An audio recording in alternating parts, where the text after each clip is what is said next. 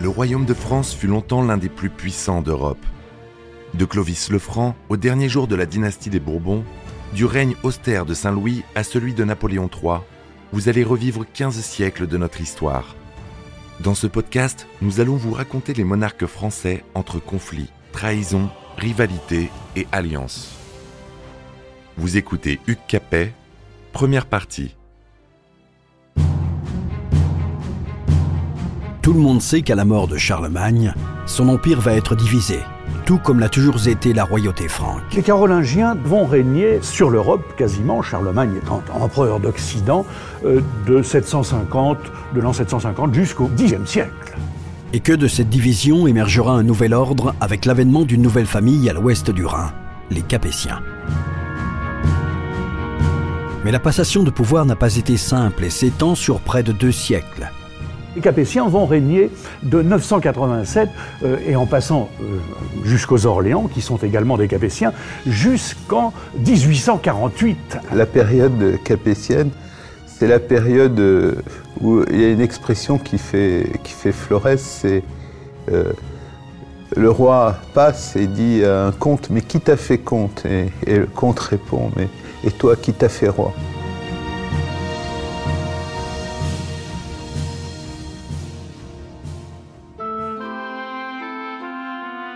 Tout d'abord, un nouvel empereur va succéder à Charlemagne en 814. Aux morts successives de ses fils aînés, le grand Charles répond par la nomination de son dernier fils, Louis, au titre impérial dès 813.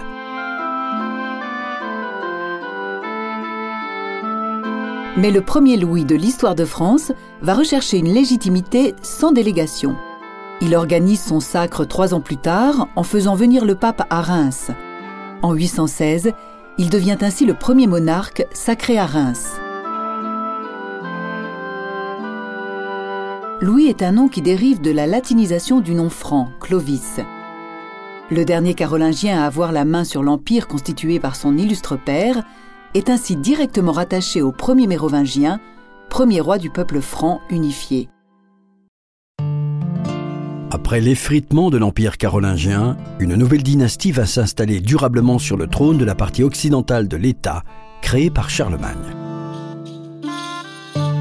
La consolidation du pouvoir des Capétiens s'effectuera pendant un XIe siècle marqué par 2 événements qui vont influencer durablement la société du Moyen-Âge. La conquête de l'Angleterre par Guillaume le Conquérant et la première croisade.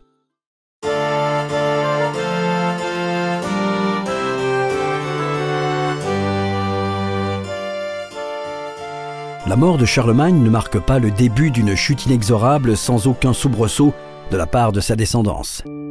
Son fils Louis consolide dans un premier temps son pouvoir en s'appuyant sur l'Église. De son vivant, on le surnomme le Pieux. La puissance la plus ancienne et la plus stable est celle des évêques. Elle s'organise à partir d'un réseau qui a fait ses preuves, celui des cités construites sur le modèle romain. Mais de nouvelles villes apparaissent s'articulant autour de grands monastères qui constituent bientôt un réseau soutenu par l'empereur lui-même. Suivant la règle réformée de Saint-Benoît, ces monastères font construire des abbatiales, des églises dont l'iconographie permet l'établissement d'un lieu culturel structurant. La population laïque est encadrée par ces modèles de pureté et l'Empire en reste unifié pendant un temps. Pendant un temps seulement. Les disparités vont bientôt s'imposer. L'héritage de Charlemagne ne peut s'étendre davantage. Il manque de dynamisme. Tout l'Occident est chrétien. Le seul défi est bientôt de défendre les acquis. Défendre les acquis, car des embarcations profilées, très légères, très colorées aussi, dont le fond permet de naviguer en eau douce comme d'affronter des lames de fond, commencent à apparaître régulièrement sur tout le pourtour du littoral de la terre des Francs. Des monstres en guise de proue. Ces navires sont manœuvrés par des hommes qui cherchent à survivre. Ce sont les Vikings. On va voir jaillir des embarcations rapides, nerveuses, légères. Michel de Decker, écrivain d'histoire. que l'on va surnommer à tort, qu'on va nommer à tort les dracars, parce que le dracar n'est que la tête du dragon qui est à l'avant, mais que scientifiquement on appelle des esnèques. Et à bord de ces bateaux, eh bien, il y a des géants blonds qui ont des mines patibulaires et des noms qui sont aussi patibulaires que leur air, puisqu'il y en a qui s'appellent Ragnard aux culottes poilues, un autre s'appelle Siegfried aux dents noires.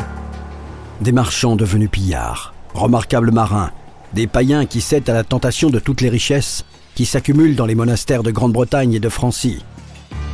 Ils sont païens, ils ont leurs dieux barbares, les dieux venus du Nord, car ils viennent de Septentrion, c'est-à-dire du Grand Nord, du Danemark, de Norvège, de Suède, etc. Et ils adorent Odin. Si bien que quand ils arrivent sur nos côtes, ils s'enfoncent dans les cours d'eau, dans les fleuves, dans les rivières, ils détruisent les abbayes, ils tuent, ils violent. Ils fuient la misère de leur terre natale et sèment la panique. Dans un premier temps, ils ruinent le commerce, l'essentiel étant fluvial. Comme c'était de très fins navigateurs, tout le vocabulaire maritime leur doit beaucoup. Le bâbord, le tribord, le haubans, la carlingue, tout ça, ce sont des mots venus des Vikings. Eh bien, ils navigueront jusqu'en Sicile, où ils vont même créer des royaumes, ou jusqu'en Russie. Le mot Ruotsi, qui va devenir Russie, est un mot d'origine viking. Il provoque un terrible exode avec son cortège de famine. S'érigent alors des forteresses de bois et de terre à l'initiative de guerriers locaux et non d'un roi, encore moins d'un empereur, qui perd tout contrôle. Le responsable de cette prise d'initiative locale prend le statut de seigneur. C'est l'amorce de la mise en place d'un nouveau système, le système féodal. Les temps deviennent troubles. Les hommes resserrent les liens de proche en proche par des serments de fidélité.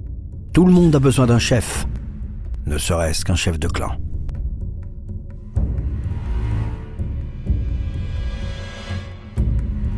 C'est dans ce contexte de crise que se prépare la succession de Louis. Des tensions apparaissent entre ses trois fils. Lothaire, l'aîné, Louis le Germanique, et, issu de son second mariage, le dernier petit-fils de Charlemagne, Charles le Chauve. Si un rapprochement s'effectue entre deux des frères, ce n'est pas entre les deux issus de la même mère, mais entre les deux plus jeunes au détriment de l'aîné, qui a l'ambition de succéder à son père et à son grand-père comme empereur d'un État digne de ce titre et non morcelé en trois parties. Le conflit n'est pas résolu quand meurt Louis le Pieux en 840.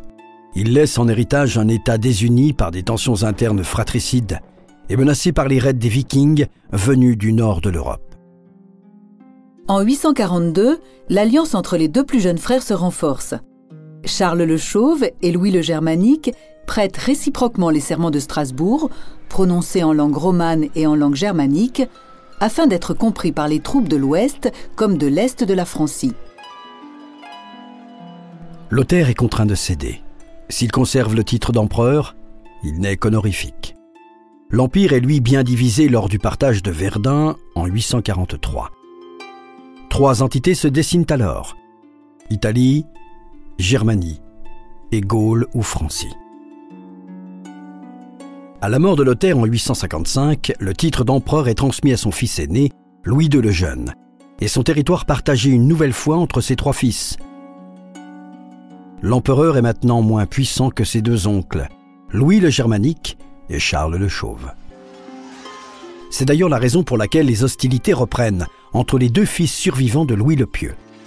Chaque royaume s'assure de la fidélité des seigneurs dont il a besoin pour mener une guerre et défendre son territoire. Pour conserver un rapport de force favorable, chacun concède petit à petit de sa puissance publique qu'il est censé incarner et permet au système féodal de se substituer peu à peu au système carolingien. On ne se dispute pas tant des territoires que des comtés, des abbayes, des hommes et leur fidélité. Non seulement les charges laïques deviennent héréditaires, mais les charges spirituelles se laïcisent et s'entichent du même travers, l'hérédité.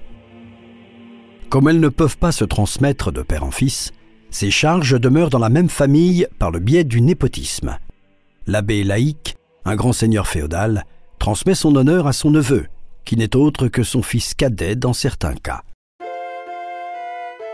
Les seigneurs locaux responsables de la sécurité de la population face aux raids vikings se voit inféodé par des seigneurs régionaux qui ont mis la main sur toutes les sources de revenus, comtés et abbayes. C'est la constitution d'une pyramide féodale, des vassaux aux suzerains.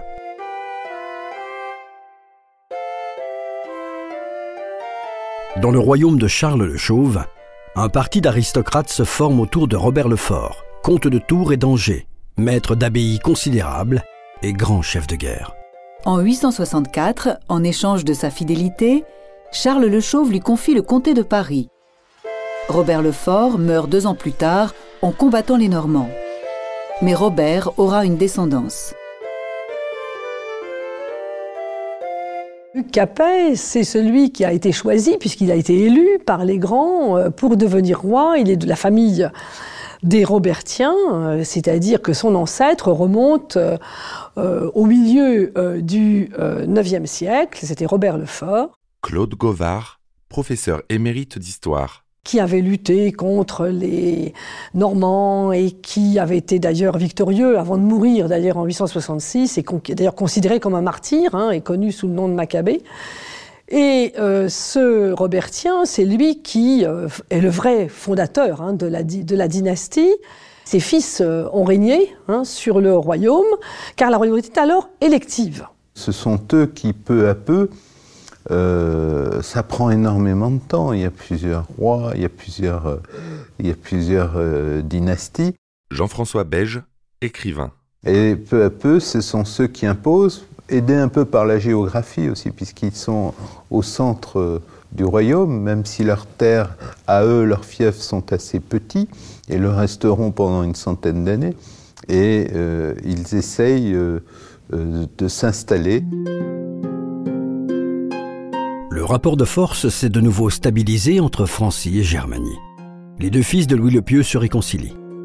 D'ailleurs, en 870, ils se partagent la partie septentrionale du royaume de leur neveu. Si ce dernier conserve le titre d'empereur, son domaine ne peut plus décemment porter le nom d'empire. Longtemps considéré comme avant tout l'amorce d'un déclin, celui de la puissance carolingienne et de l'héritage de Charlemagne, le partage de Verdun est maintenant plutôt perçu comme le début d'une double construction, celle des nations françaises et allemandes. C'est le retour à un cadre politique, économique et culturel aux dimensions plus adaptées aux réalités ethniques. Et c'est donc tout naturellement la part italienne qui se morcelle la première, elle qui n'a pas d'identité à la différence de la Francie, où se regroupent les Francs de l'Ouest, plus latinisés que leurs cousins de l'Est, qui se fédèrent à l'intérieur de la Germanie. À partir de 870, Charles le Chauve peut faire figure de premier roi de France. Il n'en a sûrement pas conscience.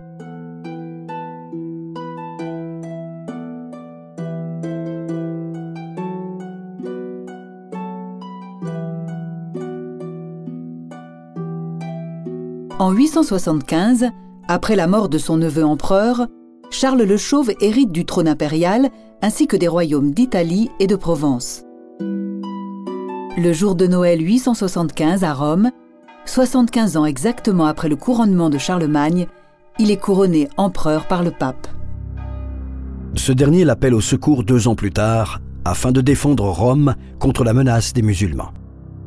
Si les raids des Vikings affectent le nord de l'Europe et tout le littoral atlantique, la Méditerranée est sous la menace permanente des raids musulmans. Tandis que le roi de Francie a déjà bien du mal à contenir les assauts des païens du Nord, comment pourrait-il s'aventurer à protéger l'Italie? Si Charles est couronné empereur en 875, il meurt 2 ans plus tard en voulant défendre un territoire qu'il ne peut plus contrôler. Et l'État auquel on donne le nom de Francie s'est déjà réorganisé, non plus autour d'Aix-la-Chapelle, l'ancienne capitale de l'empire de Charlemagne, mais autour de Reims, de Paris et de Saint-Denis. C'est ici que Robert le Fort s'est implanté solidement et que ses successeurs sauront faire fructifier son héritage. Robert le Fort, c'est le premier des Robertiens. C'est lui qui va avoir le premier l'idée de la supériorité des ducs de France, c'est-à-dire, on pourrait dire d'Île-de-France, qui sont au centre du royaume et qui sont en quelque sorte candidats à la création d'une monarchie française qui sera héritière à la fois de la Gaule romaine et des royaumes francs. Et tout ça va créer véritablement la monarchie française. La Francie ne sera, elle, jamais morcelée et elle aura toujours un unique souverain. Il est déjà trop tard pour que les Carolingiens puissent s'appuyer une bonne fois pour toutes sur la mystique du sacre, ou encore trop tôt, la France étant encore en quête d'identité.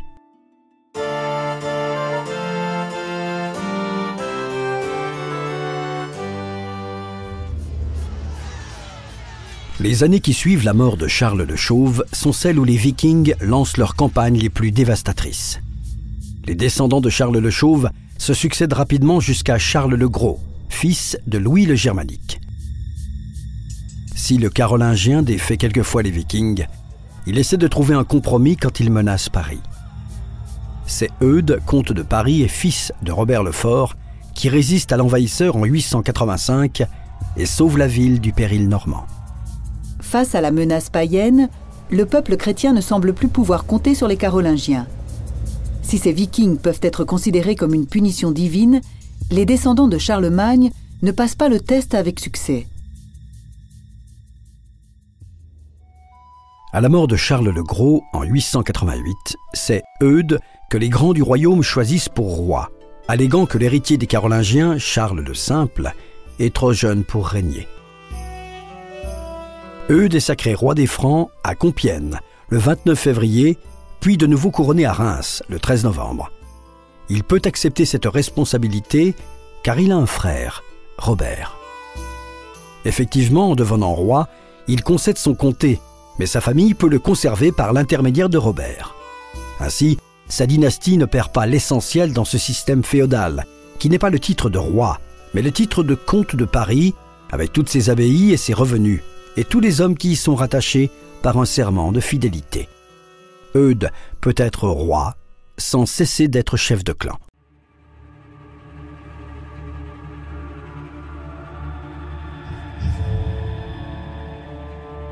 Les grands qui ont élu Eudes ne vont chercher qu'à l'affaiblir. Un roi qui centraliserait non plus symboliquement le pouvoir, mais l'exercerait réellement, leur ferait perdre leur influence dans le système féodal. Pas question de substituer au système carolingien un système robertien qui contrôlerait tout.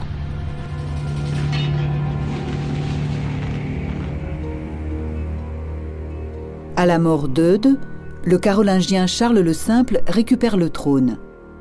De toute façon, Eudes n'a pas de fils, et son frère n'en a pas encore, mais cela ne va plus tarder. Eudes est enseveli à Saint-Denis en 898. C'est donc un Carolingien qui, en 911, règle le problème viking en cédant à leur chef Rollon une partie de son territoire, Rouen. En échange, Rollon devient Robert en se baptisant et en rendant hommage au roi de France. Les Normands, car ce sont les Normands, les Vikings Nordmann, les hommes du Nord, venus du Nord. Michel de Decker, écrivain d'histoire. Et ces gens-là vont finir par s'installer définitivement dans ce qui était la Neustrie et qui va devenir la Normandie en 911, quand le roi de France, Charles le Simple, va dire à Rollon, au grand patron, Rollon, le chef des Vikings, « Bon, écoutez, installez-vous ici et puis vivons en bonne compagnie les uns avec les autres. » Et c'est ce que va faire Rollon. Une grande date pour l'histoire de France et pour l'histoire de l'Angleterre, puisque débute sur cette terre le règne d'une dynastie qui va marquer des deux côtés de la Manche l'organisation politique des deux États en construction. Les Normands, selon la grande tradition voulant que les conquérants soient conquis, Jean-François Beige, écrivain. Ils sont devenus tellement gallo-romains qu'ils ont envisagé des extensions du royaume franc, de leur tradition, de leur qualité de vie, de leur capacité à mettre en valeur les espaces. Et ils ont voulu faire une extension en Angleterre. Charles devient une menace en répondant aux besoins de renouveau de la spiritualité en Occident. Il pourrait mettre à mal un des principes de l'organisation de la féodalité des 9e et 10e siècles.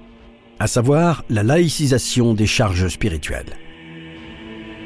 Les grands féodaux se heurtent effectivement sur le terrain à une contre-offensive menée par un ordre monastique suivant la règle bénédictine réformée et dont la construction de la première abbatiale de la Maison Mère commence à Cluny en 910.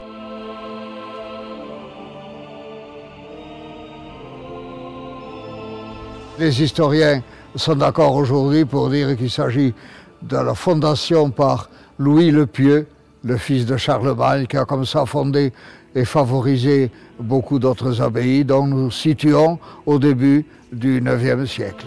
Pierre Sirgan, chanoine de l'abbaye de Moissac. Le nouveau départ, ça a été avec l'acceptation ou l'imposition à Moissac de la réforme de Cluny, la grande abbaye bourguignonne, et c'est l'abbé Odilon, 5e abbé de Cluny, qui a mis à Moissac, qui était à ce moment-là en difficulté, un de ses amis, auvergnat comme lui, Durand de Bredon, qui a donc instauré la réforme clunisienne et qui était à l'origine du siècle d'or de l'abbaye des XIe et XIIe siècles. Le cloître a été érigé en l'an 1100, il n'y a pas au monde de cloître antérieur. Et puis je attribue cette beauté au fait du nombre et de la qualité des chapiteaux, et en particulier des chapiteaux historiés.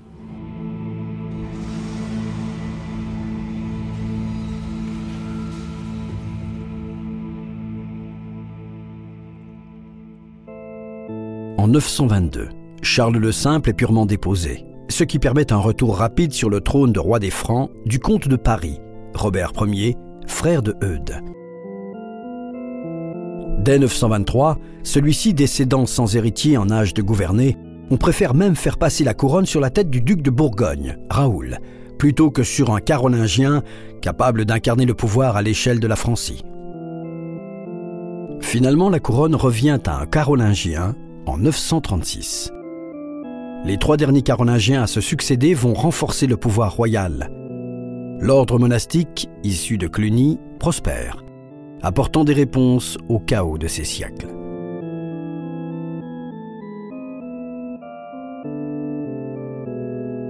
La construction de Cluny II débute en 963.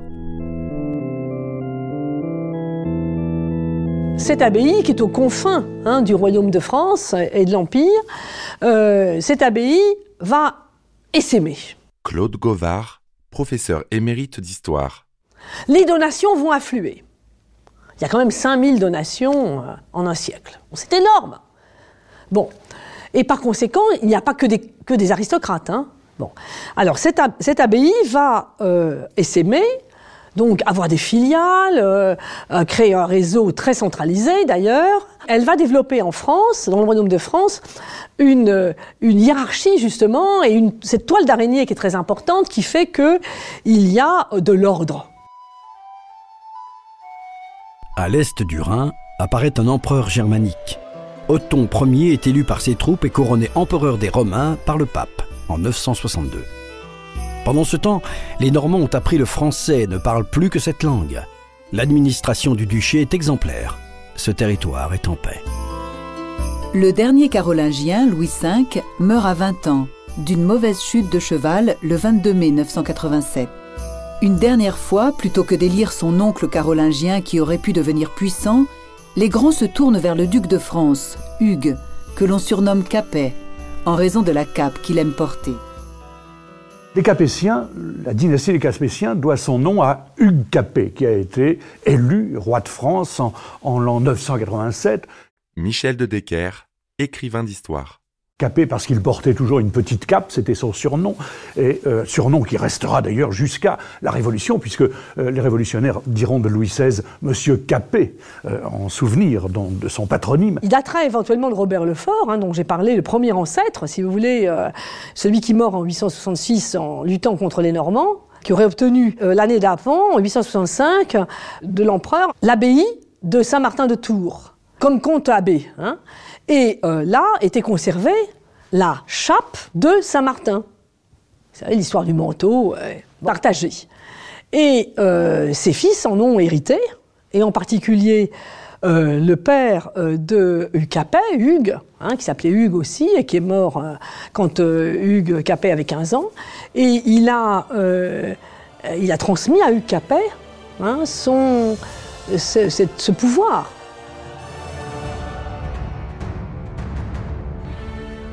Vous venez d'écouter Roi de France. Si vous avez aimé ce podcast, vous pouvez vous abonner sur votre plateforme de podcast préférée et suivre Initial Studio sur les réseaux sociaux. Roi de France est un podcast coproduit par Initial Studio et Merapi, adapté de la série documentaire audiovisuelle éponyme produite par Merapi. Cet épisode a été écrit par Thierry Bruand et Dominique Mougenot. Il a été réalisé par Franck Courvoisier. Production exécutive du podcast, Initial Studio. Production éditoriale, Sarah Koskiewicz et Mandy Lebourg, assistée de Sidonie Cotier. Montage, Victor Benamou, avec la voix de Morgane Perret.